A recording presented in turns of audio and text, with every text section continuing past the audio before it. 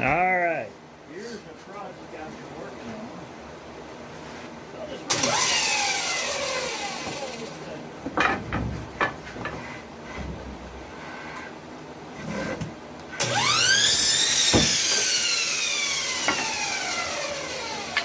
Now I can do the table saw just like everything else.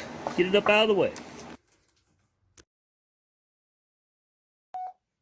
So today I'm finishing up assembling some of my full-wave pressure clamps that I'm making. And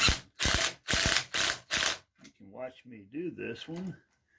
And I've been wanting to make these for a while because they can be really handy. Now down here on this end I'm using a Harbor Freight 5/16 PTO pin. So this is the end that you'll be taking undone most of the time, and put it around the boards. So